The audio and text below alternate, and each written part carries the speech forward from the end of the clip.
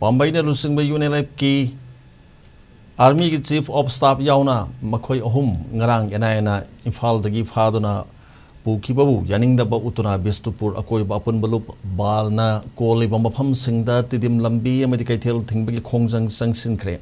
ngarang su lamdam adomgi meira paibi singna ahing atheng maphaw meira paiduna khongjang changsinkiba leikrabani ena phaki mi homadu ngasi ayuk pung 3 phawgi manungda condition amata yauduna thador nanaba taksin ba leikrabani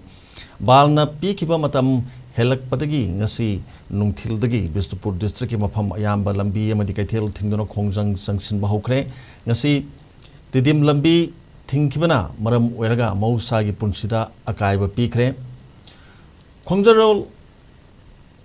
Balgi Women Wing ki President Oinam Binana Phongdo Kibada Makoibu condition amata yaudana Thadorkadabani Karigumba Lengakna Tumina election Kibatarabadi Ahenba Khongjang Kaya Lakani Lambi Thingmagi Khongjang as the essential service amadi exam gi Oinadi Komthoki Loinana Bishnupur district Laidiba Nambol Oinam Bishnupur Ningthaukhong Moirang amadi Kumbi Kaithel Thonglonaki Lambi de Gari Chena Kidre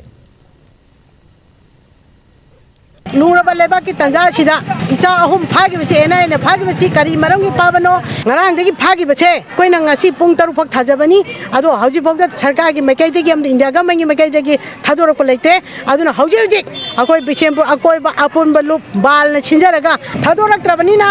masidai hen ba khongjang changsin nana ba koi sem sari hauji ji khongjang changsin li